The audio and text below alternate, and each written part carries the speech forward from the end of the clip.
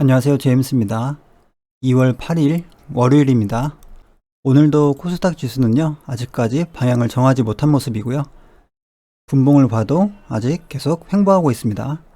지금 충분히 비중 조절을 해놓은 상태이기 때문에 지수가 조정이 온다고 해도 그 조정에 겁먹기보다는요, 좋은 종목을 매수할 수 있는 기회로 생각을 하고 있습니다. 오늘 시장에서의 이슈는 당연히 현대 기아차와 애플의 협의 중단이었을 것 같은데요. 기아차 차트를 한번 볼까요? 오늘 14.9%만큼 하락이 나왔습니다. 저는 현대차나 기아차를 직접 매매하지는 않지만요. 관련된 종목이 있죠. 구형테크라는 기아차 협력사가 있고요. 저는 구형테크에 대해서는 관심을 갖고 지켜보고 있기 때문에 이 이슈에 대해서도 저도 신경을 쓰고 있는데요. 시장에서 악재가 나왔을 때 그 종목에 대한 판단을 하는 데는 평상시보다 더 까다롭고 확인해야 할 조건들이 많이 있습니다. 특히 문제가 되는 것은 주가의 고점 부근에서 매수를 했을 때 악재가 나온다면요, 대응하기가 너무 어렵습니다. 제가 매매하는 방법은 상승폭의 절반 이하부터 보통 매수 관점을 가지기 때문에 고점에서 나오는 악재는 보통 피할 수가 있고요. 매수를 한 상태에서 악재가 나온다고 해도 이미 주가가 어느 정도는 조정을 받은 상태이기 때문에 상황에 따라서는 분할 매수를 통해서 빠져나오기가 좀 수월합니다. 악재가 나온 종목을 매매했던 적이 있죠. 한번 볼까요? KPX 생명과학이 있고요. 여기 표시가 되어 있네요. 이 부분에서 처음 매수를 했었고, 그리고 분할 매수를 통해서 수익을 보고 나왔던 적이 있고요. 또 한 종목이 있었죠. 대웅제약을 악재가 나온 이후에 이 부분에서 매수를 해서 수익을 보고 매도를 한 적이 있었습니다. 그러면 이 구형테크는 현재 악재가 나온 상태인데요. 이 종목을 어떤 식으로 매매를 하는 것이 좋을까요? 일단 시장에서 뉴스는 현대차와 기아차는 애플과 협의를 중단한 상태라고 발표가 됐습니다. 그리고 이 구형테크도 지금 17%만큼 하락을 해 있고요. 그럼 이 차트를 한번 분석을 해볼게요. 구형테크가 1월 20일부터 상승을 시작했고요. 여기에서 거래대금이 많이 나왔죠. 그리고 주가가 크게 상승을 했고, 그 이후에 횡보가 나왔습니다. 횡보는 돈을 썼는지 또는 팔았는지 정확하게 판단은 좀 어렵고요. 그리고 나서 다시 상승이 나왔습니다. 그리고 이 높은 구간은요, 이 구간부터는 단기과열 구간이었죠. 단기과열 구간이었고 거래량도 크지 않습니다. 상승할 때도 그렇고 조정받을 때도 거래량이 크지 않고요. 그러면 이 높은 구간에서는 돈이 크게 의미가 없는 구간이고요. 저희가 주목해야 할 부분은 여기까지로 생각을 하시면 됩니다. 그러면 단순하게 생각을 했을 때 이 종목의 세력들이 어느 정도를 가지고 있는지, 세력의 평단가는 어디인지 그 부분을 생각을 해봐야 되겠죠. 한번 분봉을 보면서 생각을 해보겠습니다. 구형테크의 3분봉인데요. 3분봉을 보면 이렇게 놓고 보면요, 잘 구분이 안 가죠. 그러면은 5분봉도 한번 보고요. 판단하기가 좀 어렵죠. 15분봉이고요. 더 단순화를 해보겠습니다. 30분봉입니다. 이렇게 놓고 볼 수도 있고요. 이 분봉은 60분봉인데요. 한번 이렇게 단순화된 차트를 가지고 한번 말씀을 드려볼게요. 60분봉이면은 1시간에 봉이 하나 생기기 때문에 하루에 봉이 7개 생기죠. 한번 차트를 보겠습니다. 여기에서부터 돈을 쓰기 시작을 했고요. 그 다음 날까지 돈을 썼죠. 이 거래량을 보면은 확인이 되죠. 그리고 여기에서는 횡보가 나왔고요. 이 횡보 구간은 세력들이 매집을 했는지 또는 아래에서 산 물량을 일정 부분만큼 수익 실현을 하고 다시 상승을 시켰는지는 정확하게 판단하기가 어렵습니다. 그러면 이 구간을 넘어서 다시 돈 쓴 구간이 어디인가 한번 보면요. 여기에서 돈을 썼고요. 여기에서 돈을 썼죠. 그러면 이 구간만큼 돈을 썼다고 볼 수가 있고요. 이 분봉의 거래량을 봤을 때 빨간색 거래량은 양봉의 거래량이고요. 파란색은 음봉입니다. 그러면 단순하게 봤을 때 빨간색이 확연히 많고 더 크죠. 조정할 때도 매도한 흔적은 크게 보이지가 않고요. 그 다음에 단기 과열에 걸렸을 때는 단기 과열이기 때문에 매도하기가 어렵겠죠. 그러면 이 종목에서는 아직까지 세력이 돈을 쓴 상태에서 이익 실현을 하지 못한 것으로 보이고요. 이 표시한 것들을 한번 지우고요. 확인을 했을 때 여기에서부터 돈을 써서 이 구간까지 돈을 썼다고 가정을 하겠습니다. 그리고 여기에서부터 이만큼 돈을 썼고요. 그리고 나서 여기에서부터 이만큼 돈을 썼죠. 그러면 단순히 계산했을 때 이 절반이 세력들의 평단가가 될 확률이 높고요. 특별히 매도한 흔적이 없기 때문에 조금 더 쉽게 판단을 할 수가 있습니다. 그러면 이 종목을 생각을 할 때 어디에서 매수하는 것이 우리에게 유리할 것인가, 이 부분을 판단을 해야 되는데요. 만약에 이 중간 부분이 세력의 평단가라고 생각을 하면 당연히 이 중간보다 내려왔을 때 우리에게 유리한 조건이 만들어질 것입니다.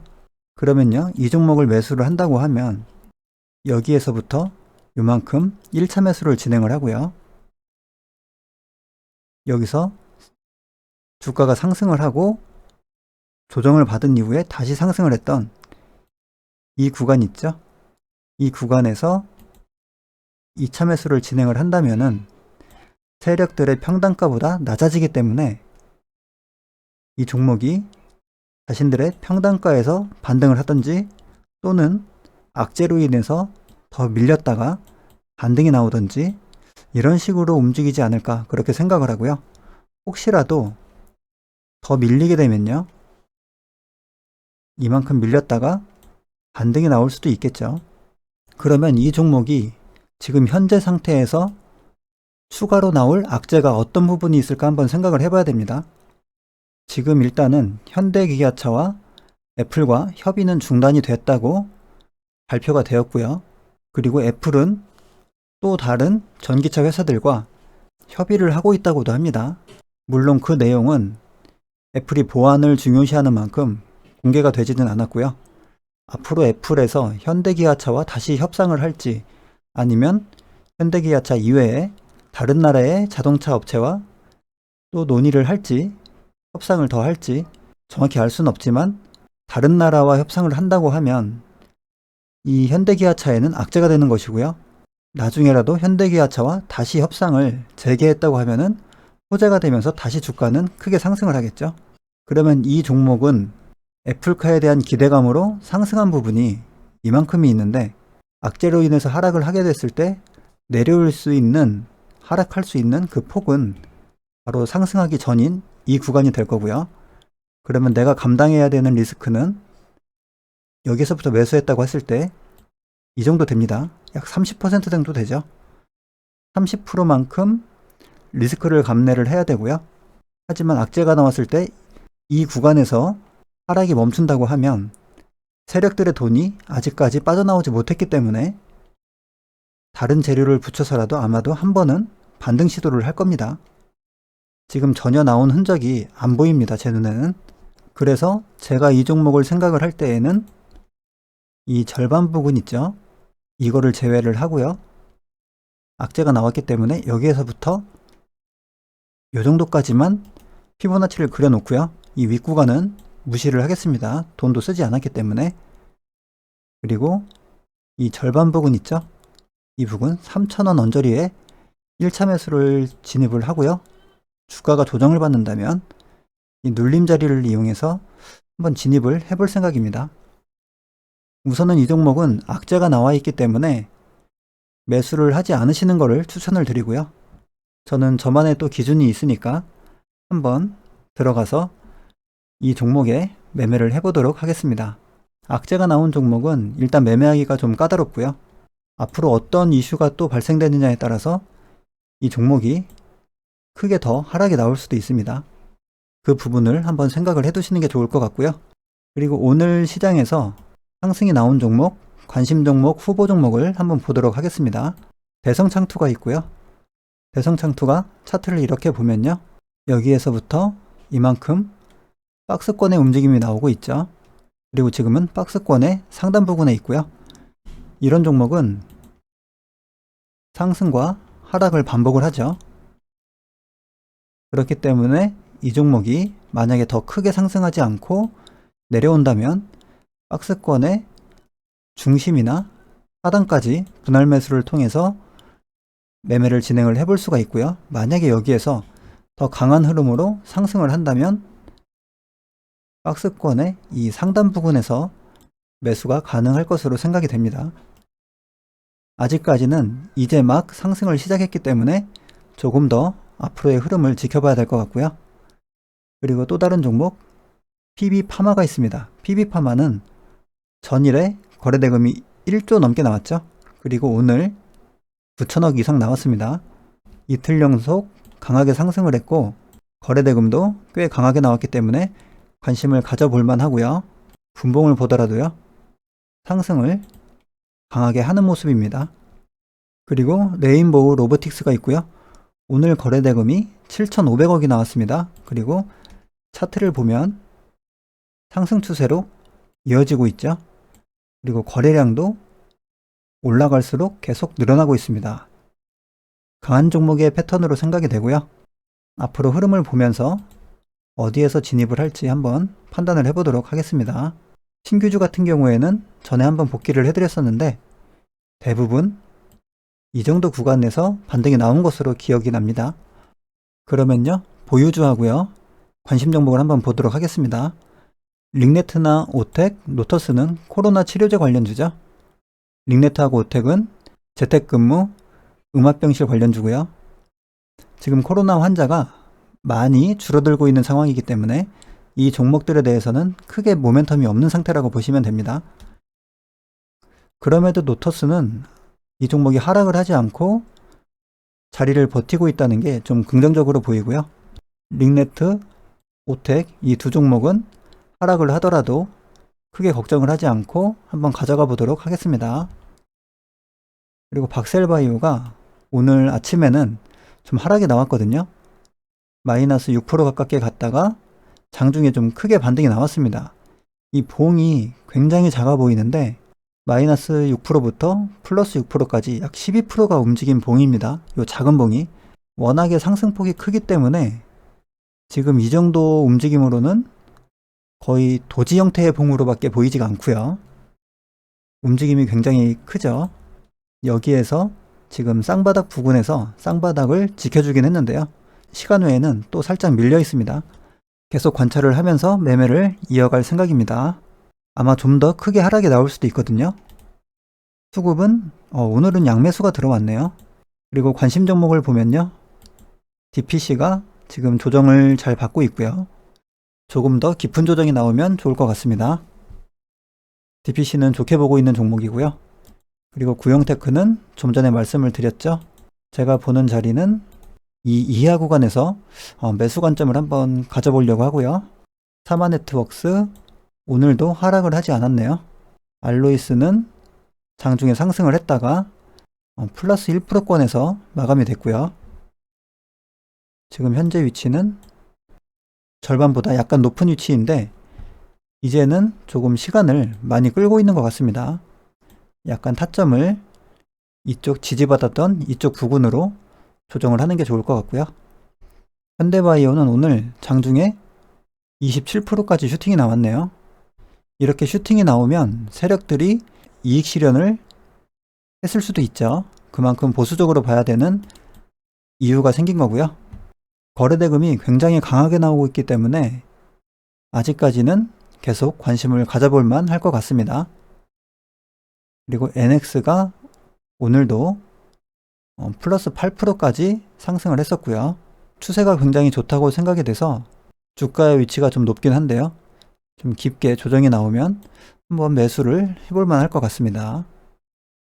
그리고 SFA 반도체는 계속 주가가 조정을 받고 있는 것으로 보이고요. 기준봉 이후에 더 이상 상승하지 못하는 패턴, 낮은 구간을 기다려 보도록 하겠습니다. 그리고 신라 SG는 아직까지도 조정을 받지 않고 계속 상승을 하고 있죠.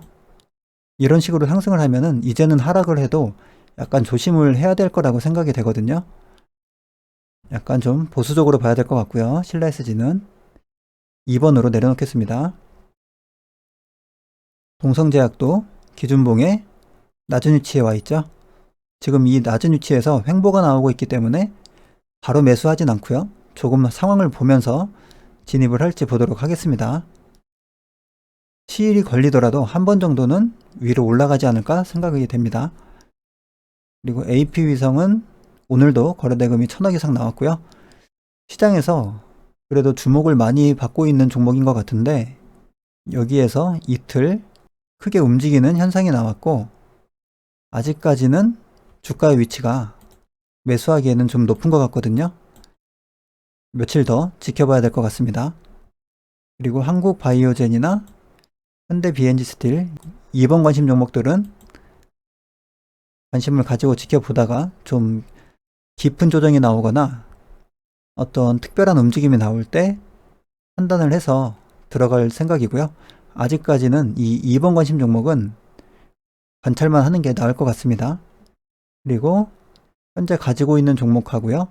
DPC나 구형테크나 사마네트웍스, 알로이스, 그리고 NX, SFA 반도체, 동성제약 이런 종목들의 움직임이 지금은 제가 보기에는 더 괜찮은 것 같습니다. 관심 종목은 이 정도로 보면 될 것 같고요. 오늘 한 가지 기억해 주실 만한 부분은 기아차를 보면 이 분봉을 보면요. 이렇게 볼게요. 전일에 악재 뉴스가 나왔고 아침에 악재 공시가 나왔죠. 그러면서 주가는 크게 하락을 했고요. 이때 거래량을 보면요. 계속해서 큰 물량의 매도가 나왔습니다. 그리고 매도 물량이 어느 정도 줄어드니까 이 주가는 반등이 나왔죠. 그리고 나서 어느 정도 횡보를 했고요. 반등이 나왔습니다. 그리고 12시를 넘어가니까 하락이 나왔죠.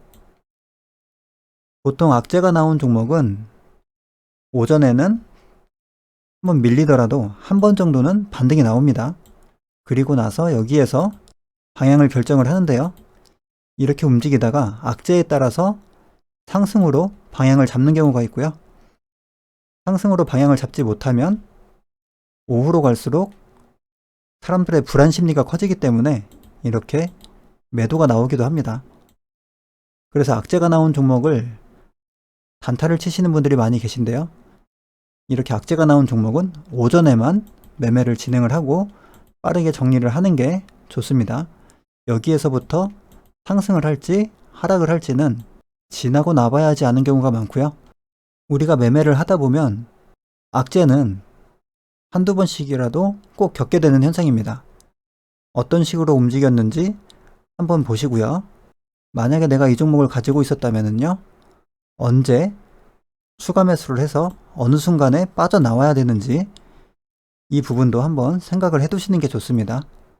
오늘 영상은 여기서 마치겠습니다. 감사합니다.